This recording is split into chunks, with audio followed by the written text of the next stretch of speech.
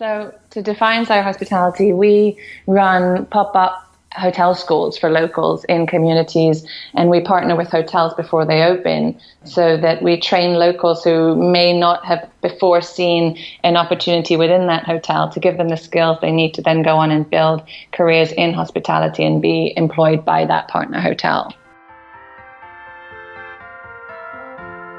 This is Hospitality 1-to-1. Conversations on the industry with your host, Chris Bennis. Happy holidays from the Hospitality 1-to-1 podcast. Don't forget to subscribe to the podcast on iTunes and Stitcher. You can also check us out on our Facebook page, which is facebook.com/hospitality 1-to-1. We are on Twitter at Hospitality 1-to-1. We also post video versions of our podcast on YouTube. Just search for Hospitality 1-to-1. And of course, you can find us on our website, which is www.hospitality1to1.com. We want to hear from you. Is there someone who you think we should be talking to? Let us know. You can email me at chris@hospitality1to1.com. Today we are joined by Harsha Chanrai, the founder and CEO of Saira Hospitality, a 501c3 organization that had a unique take on finding new talent for the hospitality industry.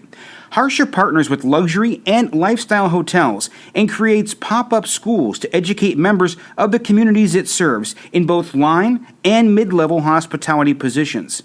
Harsha firmly believes that through community education and by training locals, Saira can reduce the hospitality turnover rate, which at over 72% in 2016 is one of the most costly and largest challenges of our industry. And now, Harsha Chanrai. Harsha, thank you for joining us today. No, thank you for having me. So what I want to do first of all is kind of get an idea of your background, okay? Sure. So you grew up with philanthropy due to your father. But what made you start Saira Hospitality?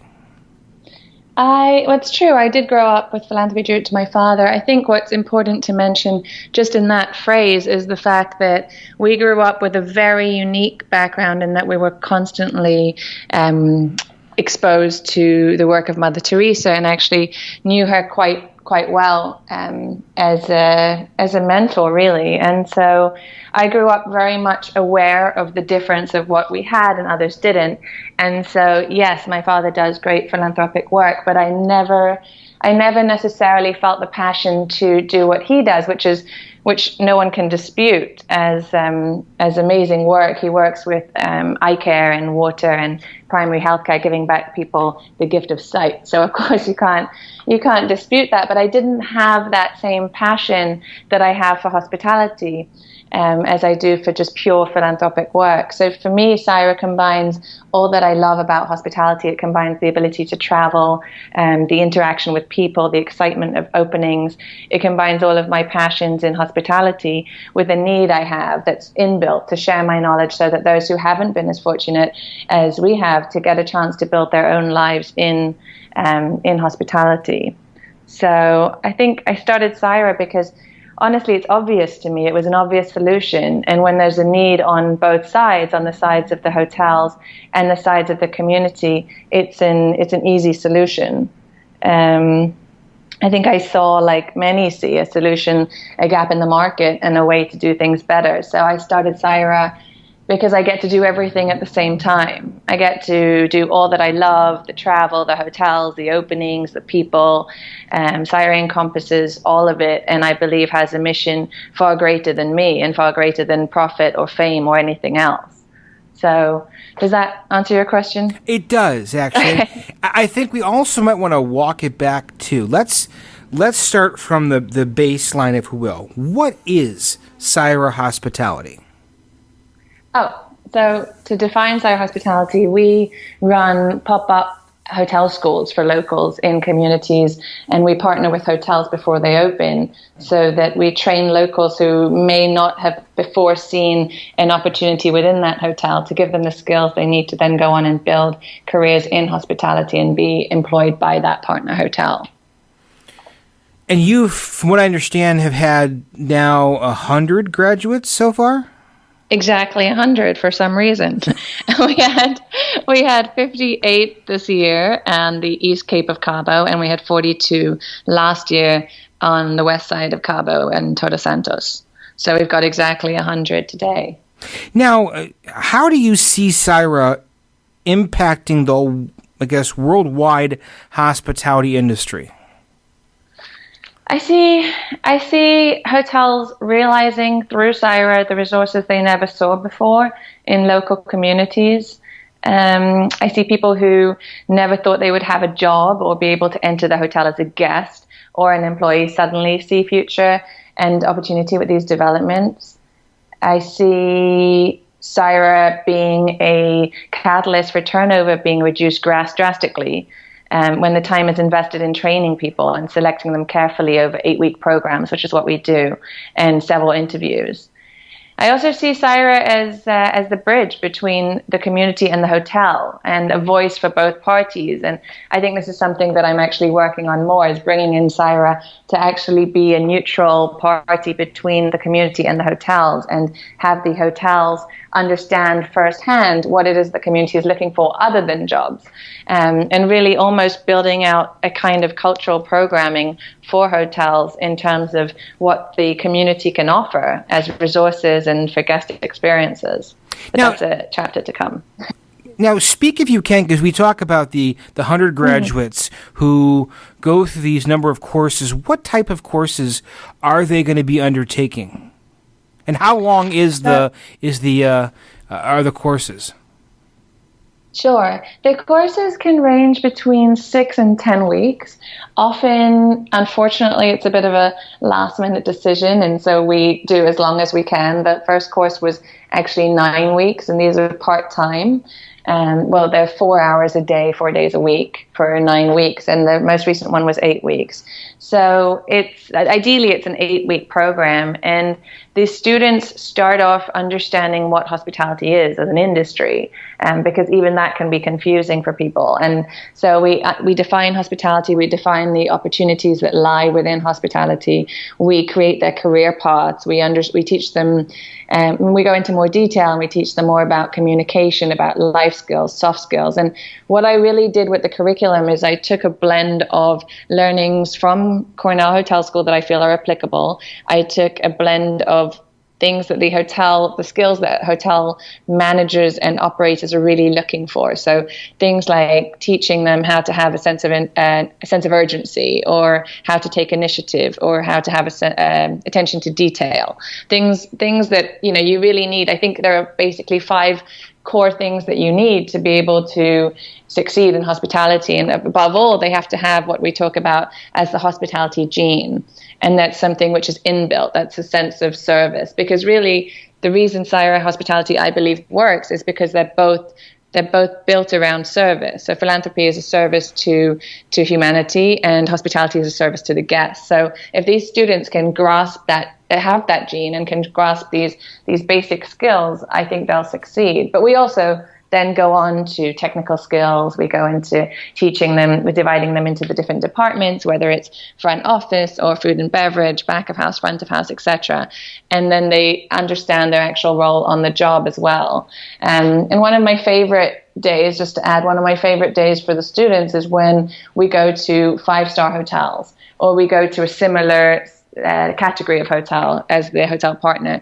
And these are often experiences for the student that they've never had before. So they've never thought they could walk into, for example, the Cape in Cabo, a Thompson Hotel, and they see the back of house, they see the front of house, they're treated very much like a guest on a tour, and we do fine dining experiences. And I believe this is one of the most educational days we have in the program, where they suddenly open their eyes to where they could be, both as a guest one day and also as an employee, and the ability to travel as if you get hired with certain brands and things like that. So I think we try and immerse them both inside and outside of the classroom.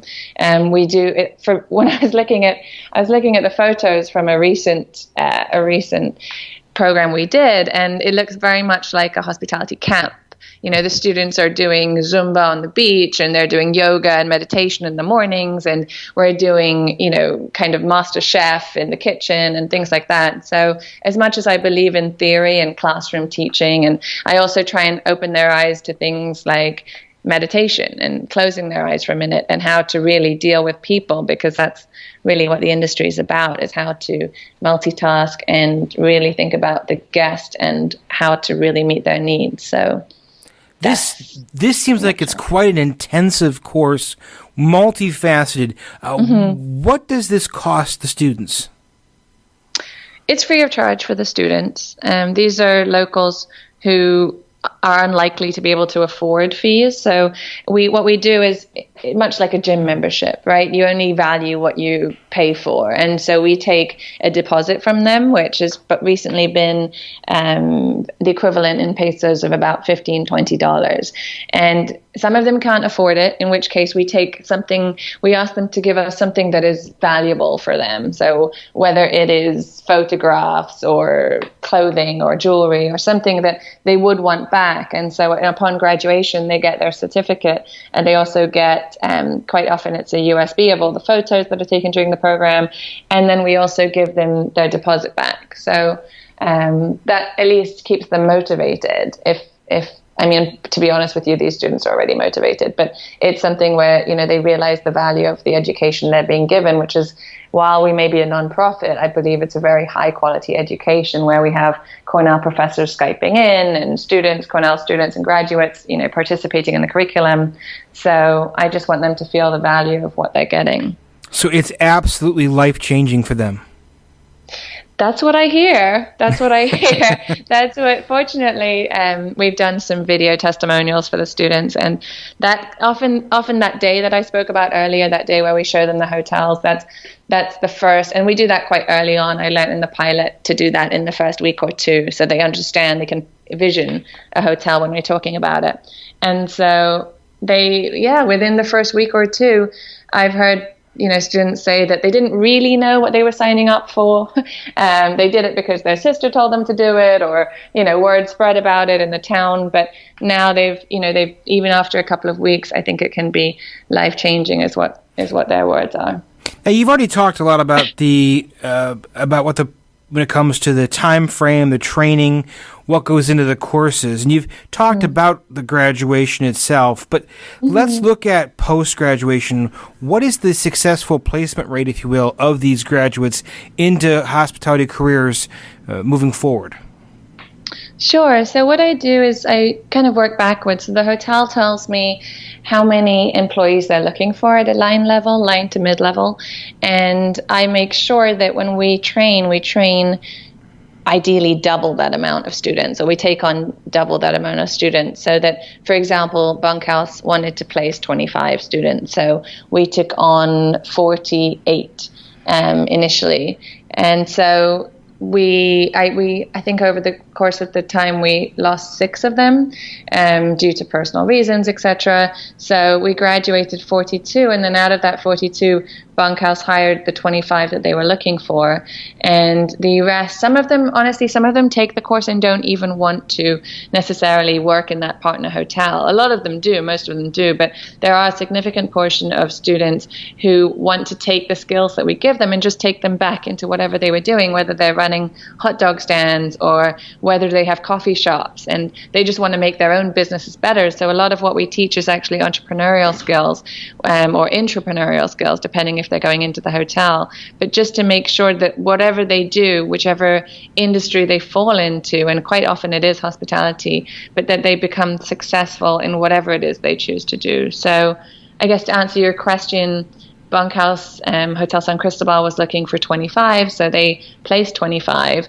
And similarly with this recent project we've done with the Beach Club, which is unbranded but managed by Four Seasons, to be technical about it, they are hiring in portions. So they've started with the first 10 and then they'll continue. But so far so good. They've hired. I mean, they're actually very pleased with the resources that they didn't actually know were available locally in terms of the people and the potential that they have in the community. So I think they're quite overwhelmed with the fact that we've graduated 58 students for them to choose from. And similarly, they asked for 60. So we're pretty much on target. Now, if you could talk about the significance of, if you will, cultivating talent from within a local area. We know it's common, especially for the higher end opportunities. You will offer relocation assistance. They'll bring someone in from another location and have them work at a particular hotel. Could you speak to the benefit of having a candidate homegrown, if you will? Sure. I mean, to me, that's really the best kind of candidate. I think one of the biggest challenges that we have, as you know, is turnover in the industry. And to me, a lot of it comes from when you're bringing candidates from overseas, or you're bringing them in from other areas, even within Mexico, for example, being a recent market. So I feel that when you are training locals, of course, the salaries may be lower because you're obviously not having to pay relocation costs and accommodation, etc. So of course there's the monetary ROI, but there's also the ROI for the future. And what I believe is, if we are training these locals, if you are giving back to that community that you're entering, and you're giving back to that neighborhood, they will stay loyal to you. And I believe that, especially if you are the newcomer in the market, there's an even greater advantage that they'll stay loyal to the brand, and especially the brand that's giving them this complimentary high quality education. Recently we taught both hospitality and English, because that was the needs of the market and needs of the hotel. So I think that, hiring local, I think hotels don't really realize the resources in the community. So what we can do is get to know the community before the hotel opens. So for 8 weeks, we're really getting to know each key member, up to more than 100 of the students, for example, and understanding what they can bring to the table for the hotel. So when it comes to opening and you're looking at what kind of vendors you need and what kind of supplies you need, we can say, actually, versus bringing in vendors from overseas, right here in the hotel, you've got a great photographer, you've got a great coffee supplier, you've got, artwork, whatever it is that you're really trying to fill in the gaps of the hotel opening. Often those resources lie within the community themselves. So yes, the locals are of course a great source for employees, but I think also they can be a really great source for things where, for example, the guests want to get to know the community, which more and more guests today do want to get to know where it is that they're vacationing. They no longer want to just show up at the pool bar and stay within resort. They really want to get to know the locals. So why not do some kind of local programming where I can take all this information that I've gathered from these students over the course and then add to it. And so I think there's huge advantages, and I really do hope that hotels, even at managerial and general manager level, start to realize the potential in the locals around them. Now Saira Hospitality has had a global reach. How many countries have benefited from Saira?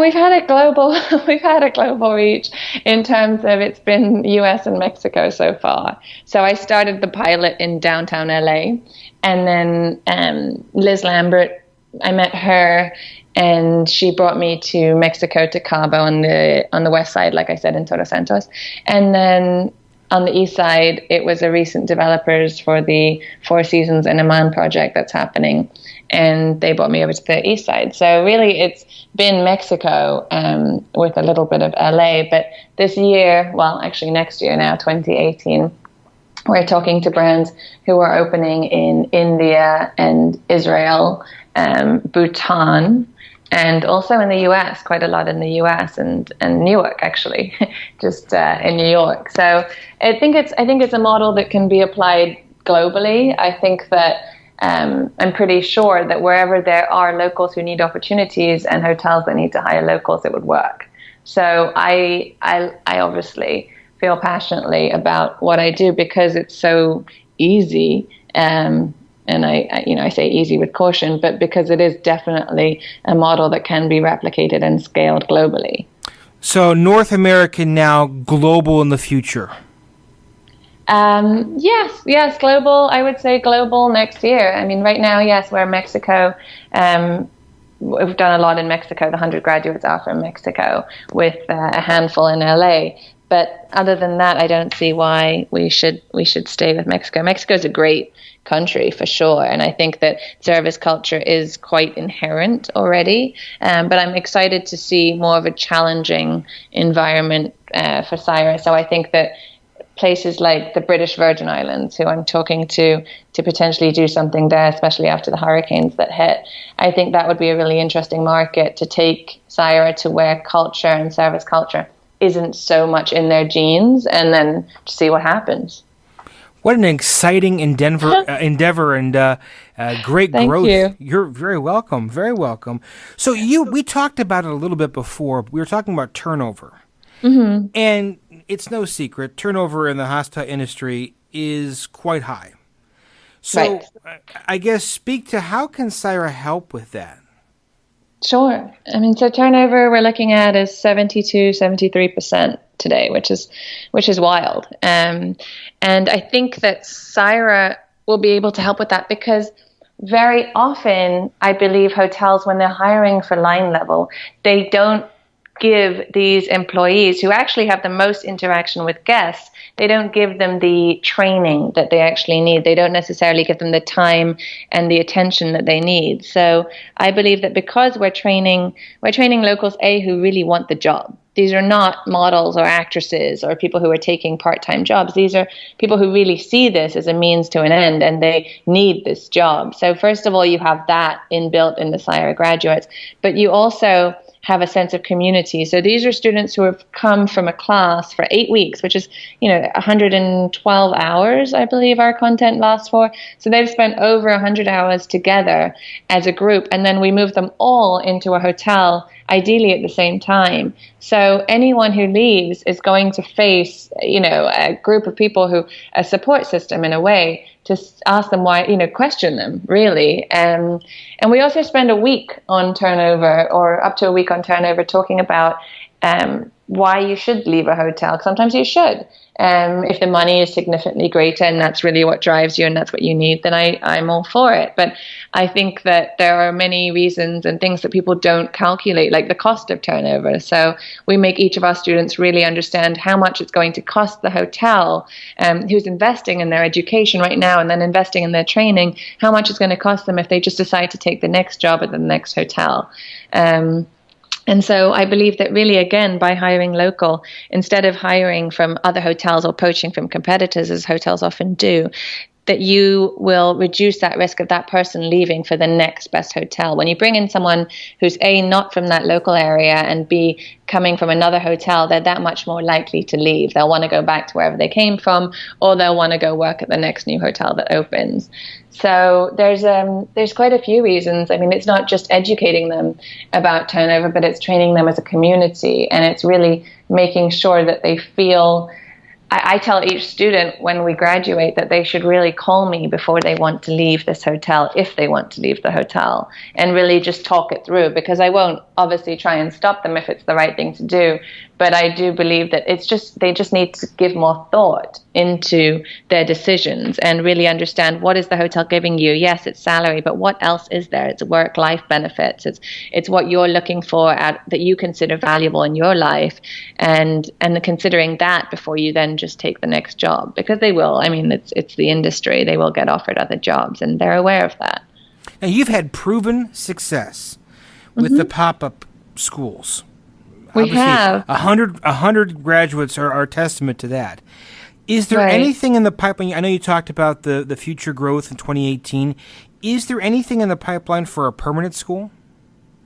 Yes, we've been talking with Turks and Caicos. I've been talking with one of the hotel owners and operators there for about 3 years now, to be honest, to do a permanent school there. Again, that would be for locals of Turks and Caicos. A significant portion, I believe above 60%, would be free of charge. And this would be as a possible solution for the government, who are not distributing work permits as freely anymore. So for that reason, a lot of hotel owners and operators are realizing the need they have to actually train the locals. So we're looking at a permanent school there. They also got hit, unfortunately, by both hurricanes. So we're in the process of raising funds in January again, and then hopefully getting this going next year. But I would continue to run the pop-up hotels simultaneously. I think my time would just be divided, and I'm excited to grow and expand and hire project managers for each of the pop-ups that we do. So I'm excited about both fronts. But pop-up model hotel schools, I think, are definitely somewhere where I want to spend a significant time in the future. Just a great look ahead, if you will, for your company. I mean, it's just a fantastic, for Saira, great future for you guys. Thank you. You're welcome. So I wanted to kind of go into, if we could, you recently had a terrific write-up in Lodging Magazine in the September issue. That's right. And on one of the last pages of the article, there was a little tab, and it said good advice. And you had actually offered tips or advice for hoteliers looking to develop local talent. And I wanted to take a couple minutes and get your thoughts on the 3 different points you brought up. The first point you brought up was look for soft skills. What would you mean by that? I would say, as we talked about earlier, soft skills. So look for the people who may not have had the experience and may not have worked in the industry or worked at all before. But look for the people who really can guess what the guest wants before they actually say it. Look for the people who have that attention to detail, who will walk by something on the floor and pick it up instead of just walking by it. I would say those are kind of the soft skills. We focus on soft skills because it's a people industry. And I remember in the first project we did, one of the graduates actually, and this happened again and again, but the first time I realized this is what we're teaching is life skills. And these are communication skills that you can use in or outside of work. And this has happened a couple of times now, but we've had students who have got back with their husbands or wives or ex-husbands or ex-wives, realizing that they really just didn't communicate properly. And so I didn't think that Saira would be repairing marriages, but I'm not going to put that on the website. But I do. I mean, I think it's fantastic. So when you say life-changing, I think that yes, it's life-changing in the sense that they now see a world of opportunity, but they also can look internally, and we focus a lot on internally. And I'm quite a spiritual person, so I do talk about meditation and the benefits of meditation, and really just finding your own way to balance what's going on at the hotel, because it's 24/7, right? And it's our industry, and it's demanding, and you need to multitask. And these are the kind of soft skills that hotels need to look for in locals. They need to see people who can handle this kind of stress and, not be overwhelmed. And really just, I tell the recent students, if anything, just the worst thing you could be is just shy. We teach you for 8 weeks so many things. It's all in Spanish, but this shyness comes from a language barrier, and they're scared to use Spanish, but they're too scared to use English. And so it's better just to go ahead in Spanish than, try and speak in English. So you're looking for people who are not shy. You're looking for people who are just excited to learn and who really see the value of what you're bringing to their community. Now, the second point, it sounds simple, but I think it's so fundamental. And so if you could, speak on the importance of learning where your employees excel. Right. So that's really interesting. I forgot what I said.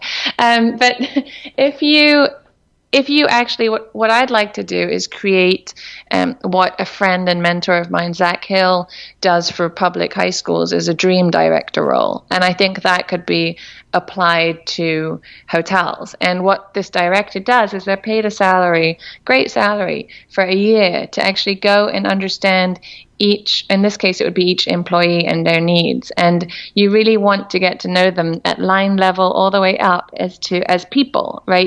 I'm sure they weren't born for just housekeeping or born just to wash the dishes. And so I think that if you have a wealth of resources in your employees that you don't even know about. So you start off and you hire them for housekeeping, or you hire them for whatever position, and then you don't know that on the side, they love to take photos, or what their real passions are outside of the hospitality world. And I think that if hotels just really tapped into these employees as a resource for them, they wouldn't have the need to go that much outside that particular area.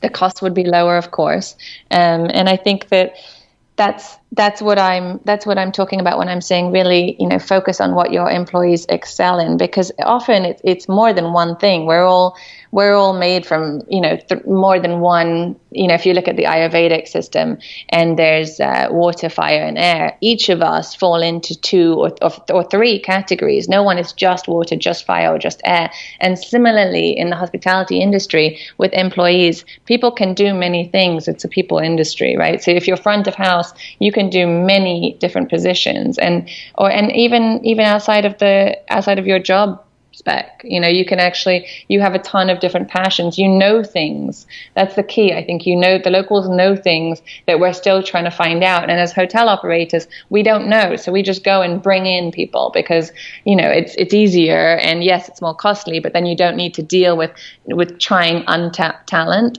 But I think that's the key, is that these are local employees that just know this is all they know, and they know it really well. So why not get them to share their resources and education?